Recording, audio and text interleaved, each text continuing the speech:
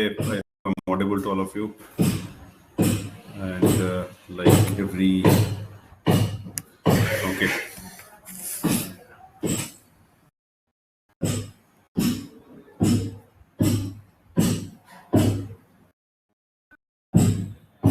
Okay, so we'll start right away with our presentation for the month of October. Like every month, we normally present you the monthly outlook. So this month is crucial because on one side we are having an Israel-Palestine war going on and a lot of global turmoil going on as far as the debt market is concerned. So what lies ahead? I am going to showcase you via way of presentation. Okay. So we'll talk about the global economy first. Now, when we talk about the global economy, certain pointers which is coming up right now is that interest rate globally are at multi-level higher. Okay, this is obviously for the reason that inflation has been higher across the globe, which we have already mentioned a couple of times earlier also, because of what happened in COVID and the increased money supply in the systems. So, which you can see from the presentation itself, all the countries, the interest rate are at multi-level high. So, moving ahead, we are seeing the central banks are shrinking balance sheet, albeit grudgingly. Interest rate, although are at multi-level high, one good point which we are coming up is that inflation is showing a little bit sign of easing out. In India, also the interest rate and the inflation is high, whereas we find that it is normally slowing up a little bit. So, which you can see from the next 2024 onwards, it will reflect in your interest rate movement also. So we will talk about India later on. First of all, see what's happening in the globe. So where you can see that most of the countries' inflation are showing a sign of easing up. Household were worldwide continue to lose their purchasing power, which is a big factor, which I'm going to tell you a lot in the coming slides.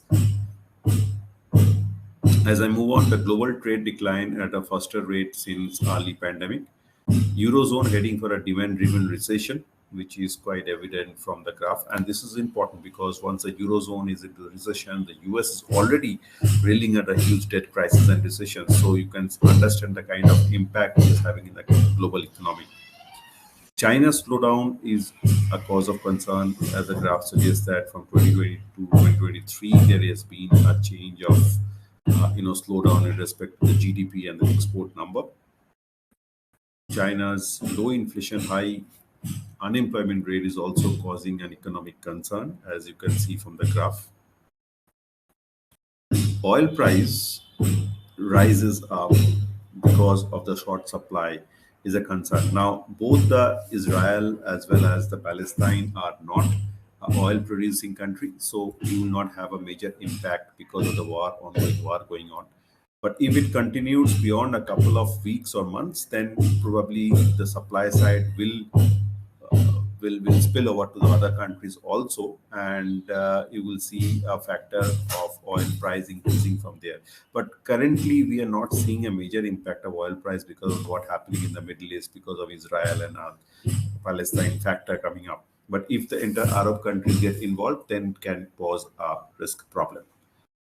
So in a way, the oil price sharp increase is mainly because of the short supply currently.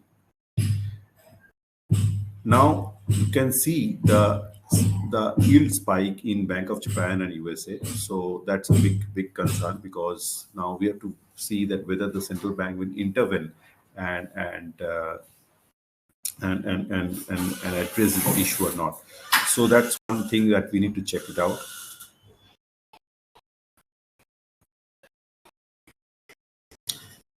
Debt maturity, will debt maturity be redefined at higher rates? Well, we have to see for that. Now, what happening in the world right now? The stocks are falling like a recession. Oil price are rising like there is no recession in sight. Gold is falling like inflation is gone.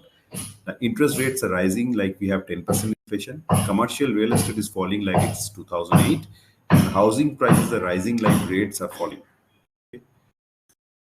Now, when we talk about US economy, now what the Fed is telling that from 2020, that inflation won't be a problem. Inflation is transitory. Interest rate won't rise until 2024. Recession is need needed to lower inflation. Disinflation has begun in 2020, February 2023. They have said soft landing is possible. And in September 2023, inflation, they're saying that inflation won't hit 2% until 2025. So that's a kind of Fed things which has been there for the last couple of years.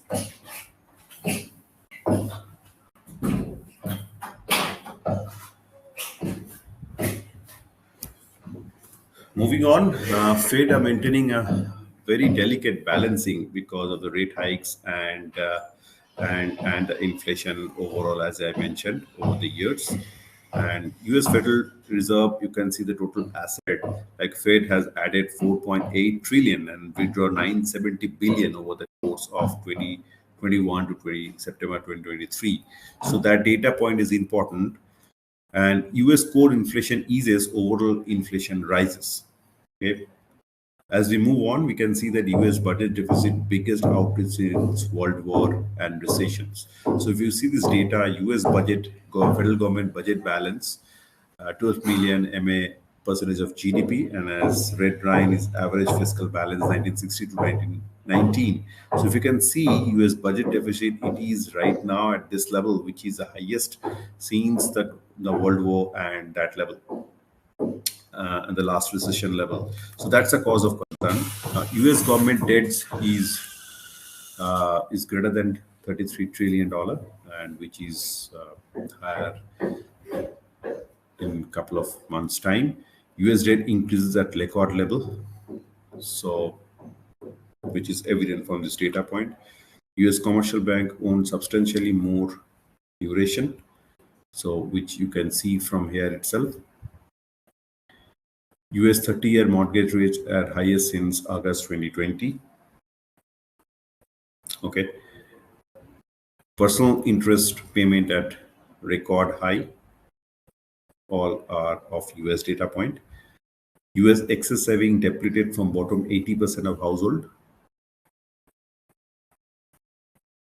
Small bank credit card delinquencies at all-time high in US. The data shows Fed delinquency rate in credit card loans. And Fed delinquency rate credit card loans bank first 1 to 100 and not in the 100. So if you can see this data, the banks which are not in the top 100, their delinquency rate is all-time high, which is a big concern. Nearly half of the US young adults started living with parents. Now this is a data which is we used to see in 1940s, when we have plotted this data. And now what is coming up is that most of the US young adults started living with the parents. So that's an interesting data point, which suggests that there is an unemployment, there is a stress on the livelihood out there. The data is of Morgan Stanley data point. The Fed recession fears near 40 years high, lower volatility since 1920. Treasuries fall, equity soar at record high. This is the Nasdaq, and this is the Treasury, which is obviously not feasible. Like what happening in US is that if you are seeing the US stocks, like the share price has moved up quite a bit, but the actual valuations, the GDP growth is not supporting that thing, so which is extremely not viable options in the US as such. As far as the other data which I show you about the unemployment rate, about the inflation, about credit card delinquencies and all these things, so that is create a huge threats to the US economy, as well as they have a huge budget deficit also this time. Now, that's what's happening in the US. I have told you about the global economy. I've told you of the US economy. So what's happening in the global economy is that the entire global economy is under stress. China is showing a slowdown in their economy, as well as the higher unemployment. In US, we are seeing that the small banks are having a high credit card delinquency. The young US adults have started living with their parents, which we have not seen in the last 100 years. As well as the US recessions data point is as worst as that during the World War. So that's a big thing which is coming up right now as far as the global economy is concerned. So now if you move to the Indian economy, which is like oasis in the global desert till now, but sandstorm is blowing. So let's see what's happening in the US, in the Indian economy side. Okay, so that's a headline of September. Like Standard Pro Global revises India's FY24 growth forecast upward to 6.6%. World Bank retain India's FY24 growth forecast at 6.3%. Like Indian net direct tax collection as 8.65 lakh crore. August aviation data, domestic passenger traffic up 22.81%. In August, the consumer goods sales fell not just month on month, but were also 11.2% lower on last year.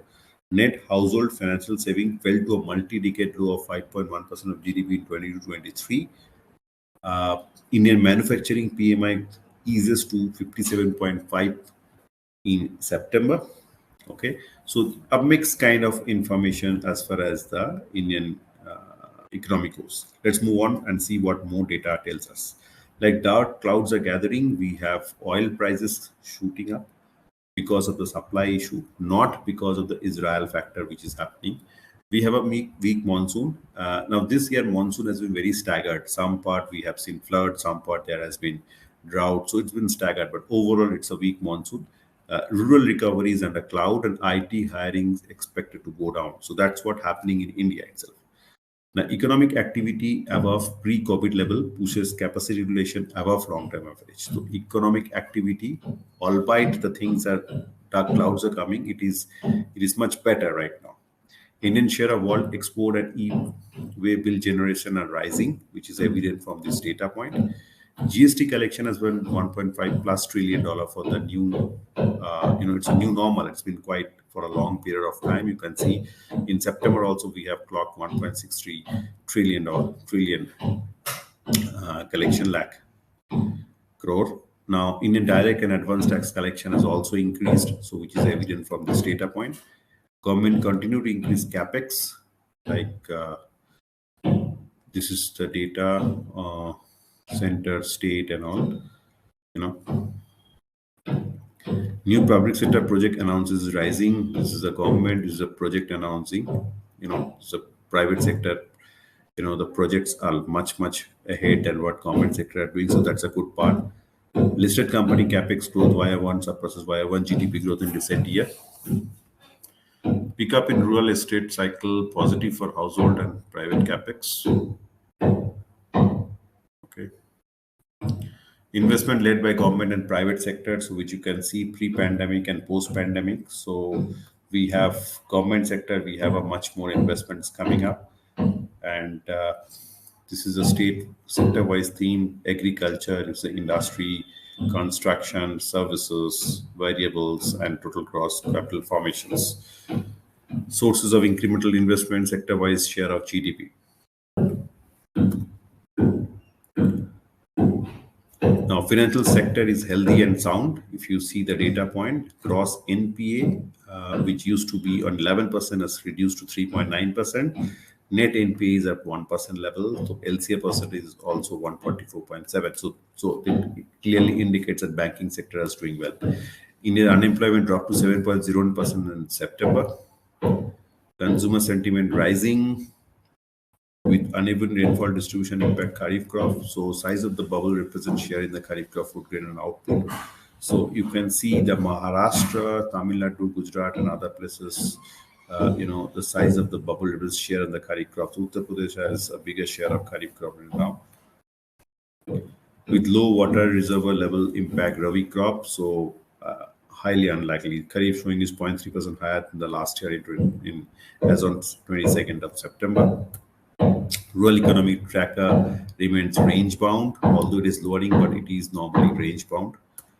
Indian IT sector hiring expected to go down, which is evident because the global economy is down, so a lot of orders are not coming up globally, so the hiring is expected to go down from here itself. Sorry, we have some disturbance outside, so you might hear some noises. Weak FMCG sales due to low stocking. That's what happened in last month. Oil prices have risen 33% in the last 3 months, so which I've already disclosed in our earlier slides. Now that's what happened in Indian economy. So September month is a little bit of, I will say, not as good as that of the August month. We have 4 or 5 things coming up, like we have not good monsoon. We have oil price increasing, and we have IT sector hiring is coming down. Rural recovery is not strong, so that might going to impact the Indian market in days to come. Let's see what happening in the equity market data. So economic recovery unlikely to sustain higher for longer rate regime.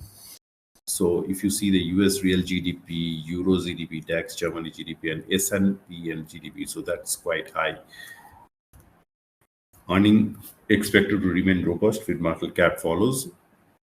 We always see that whatever the GDP lies, the market cap also follows. So if you see the Nifty 50 PAT in FY 23.5 and now uh, it is in 22%, so which is a huge profit after tax in last 3 to 4 years. Market capitalization has also increased and EPS has also increased, so which is highly likely, when this market cap, PAT, and EPS are increasing, so which is evident from the Nifty performance over the 3 to 4 years. And at one data point which I want to tell you about is Nifty performance in Nifty 500. If you see the Nifty 500, also the broader index, in FY20 the PAT was 5.1 and here it is 10.9. So that's a huge increment over the period of time. Profit cycle rebound after 2 decades low driven by cyclical. So if you see the profit cycle has also rebound after 2 decades. So this is the time when the profit cycle was low, 12 to 2021 kind of thing. So it has rebounded right now.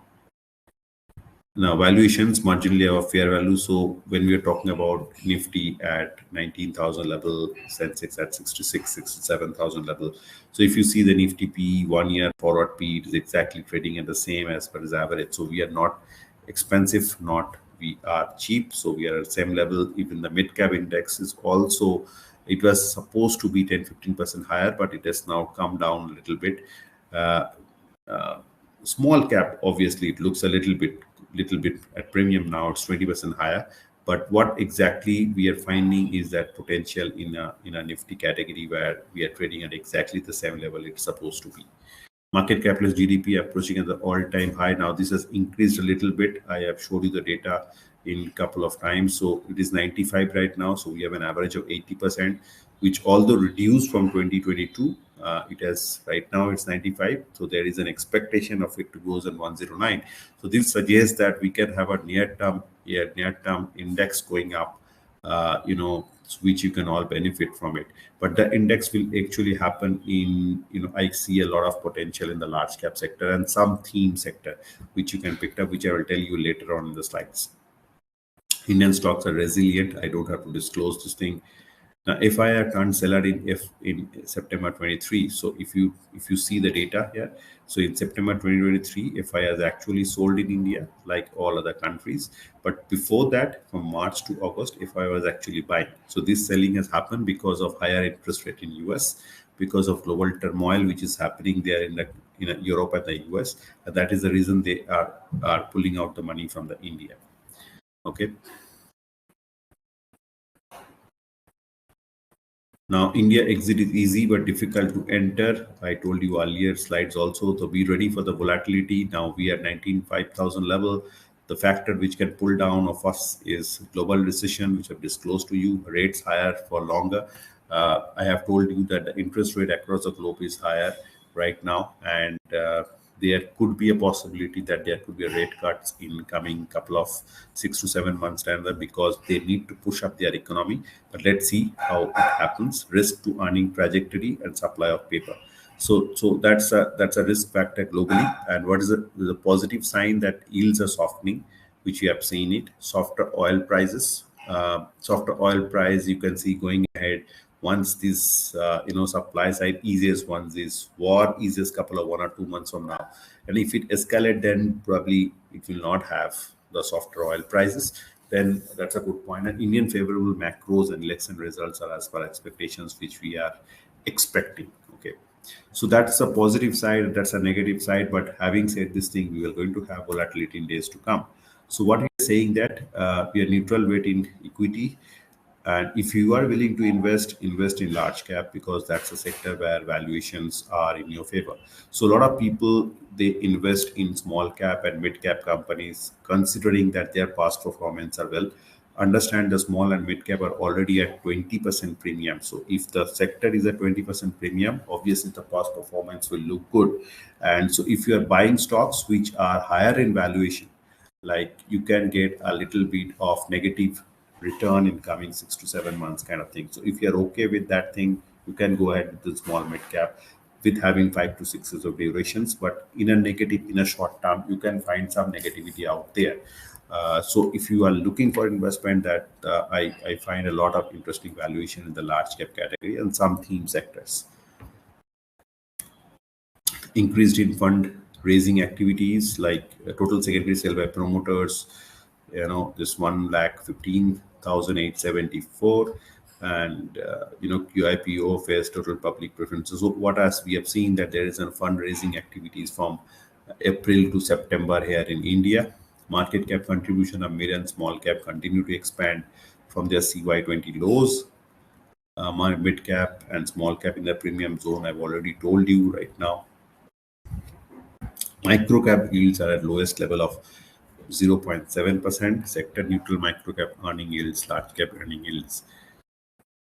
Low ownership, low float stock surge in last 3 to 6 months. Is this sustainable? So there are like low ownership, and low float stocks in the last 3 to 6 months that has been, it has surged quite a bit. So if you see this market cap, Indian Railway to NHPC and all those stocks, promoter holding, you can see the high kind of promoter holding. Now, these are free floating stocks are like this percentage.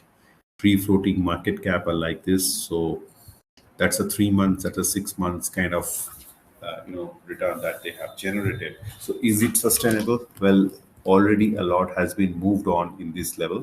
While I don't see that with this kind of movements happen in the last 6 months, it is very difficult to control those things. But having said that thing, these are all good stocks. So you need to keep a close tab on their fundamentals. But if you see their fundamentals, most of the fundamentals are well enough. Okay, but they have moved on quite a bit from in the last 6 months itself. So keep a close watch on these stocks, and it is not a recommendation to buy right this stock, but keep a close watch on this stock if you're holding it at this level. And but these are good stock for the longer term duration.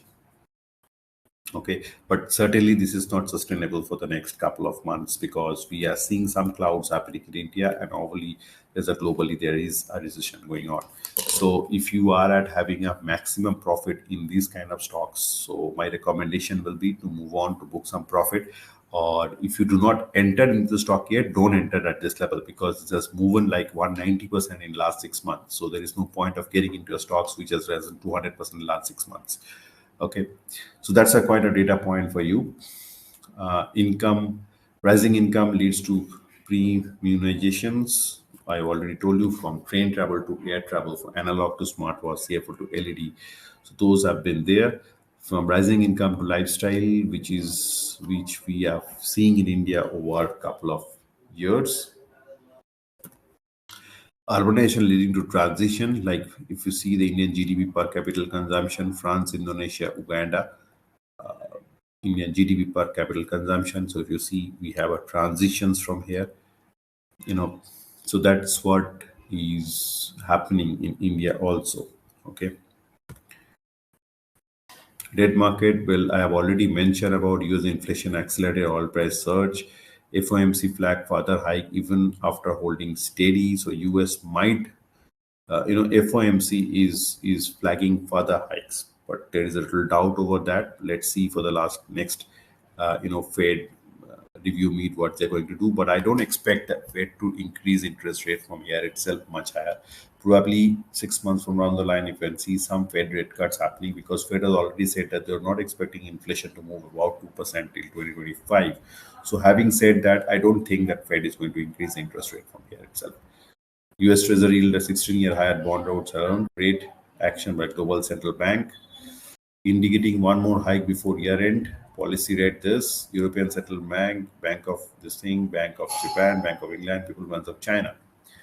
So that's what happening globally, because this thing is happening because inflation is still higher, although it is shown up, easing down. So Fed has already indicated that they might hike year end, but they have to pause a little bit because what's happening in the global as well as their economy, because that's what you have to closely watched out for. If the Fed increase the interest rate another time, then you can see more FI outflow from India. So that can impact the market in a short time. JP Morgan include India in emerging market debt market index. That's a positive sign. Indian deficit on track so far. Fiscal year, monthly deficit and cumulative fiscal year this is on track. So there's nothing to worry about that. Retail inflation eases amid falling food price. I said that in Indian inflation is easing. So probably next 6 months you can see some rate cuts happening in India. Liquidity deficit jumped to 40 and high. OSI rate cuts. I just quickly move on from this level and balancing act between the high inflation and bond inclusion. So what happening in the fixed income market, so the yields coming down, like liquidity, see debt, FII flow, or RBI pivot, and some kind of volatility happen because Fed can increase the rate. There's a fiscal slippage, monsoon inflations, credit pickup, and liquidity tightening.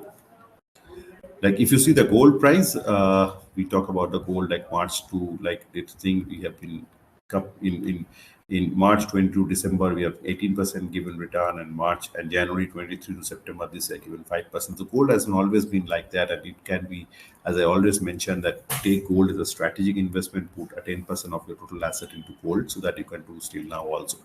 Low allocation of gold ETF market share of gold versus all ETF assets. China gold premium at highest level, obviously because of China's going through a recession, which I showed you earlier slides. Also, Fed falling rate support gold price. That's why it has increased to 5%. Rising popularity of gold. So that's all a couple of interesting data point. Like if you're looking at the real estate, that's a real estate return in the last couple of 10 years. Like Kochi has given 9.9% annual return, but Delhi has given 5.2% annual return in real estate. Like if you in willing to invest in REITs fund, which has launched in 2019, it has given minus 1.6%. So real estate, I don't think so much positive impact out there. Obviously, so but commercial real estate can be an options which you can look at, but normal residential real estate, I don't think price can move sharply from here itself. So if you are looking for a traditional investment apart from other products where the insurance company and other company provide, where you say that you invest 10 lakh rupees and start getting yearly payouts of 40,000 rupees for the next 40 years, and then you get a lump sum payment. So actually if you calculate the IRR, it's 5.60% only over the period of time. So in case if you have any questions related to your existing investments or any clients or any relative, we have come up with a new features for investor awareness program by name of Get Other Opinion. You can drop your query in a Get Other Opinion, the link of which most of you might be knowing. You are in a broadcast group as far as I know, as you can see. So you can drop all your query. It's absolutely free services. We'll get back to you in 3 working days out there. Okay, so make the most of your money that you have currently with you. So that's the sector weighting month on month, so that's different sector. I'll just quickly move on. So on a closing note, I can say that we are 6 to 7 months away from the elections. Although we are expecting the result to come, but we never know what is going to happen till it comes up. We have a very weak monsoon this time. Globally, the recession is also happening. US Fed is supposed to increase the interest rate in November, December. So all these factors are there which can lead to the volatility into the market. So what I suggest is that if you're willing to invest in a large cap and also in a staggered way. Don't invest aggressively. Don't look for past performance and invest. Look for the valuations, because valuation is most important. If you're investing without looking at the valuations, you're going to make loss. India today and 2023 at 19,000 Nifty. In 2007-8, when the Nifty was at 3 to 5,000 level, 5,000 level approximately. Now, if you see the valuation today at 19,000 level, Indian valuation is cheaper than what usually we used to have 15 years back at 5,000 valuations. So valuation is important before investing. Speak to your professional advisor before investing. So my suggestions will be pick up for the large cap stocks, stay invested, continue the SIP. If you are going for an insurance, do drop by your products query. We will get back to you in that instances, because a lot of Ponzi schemes are available in the market right now, which can ruin your hard-earned money. That's all from our side. Thank you.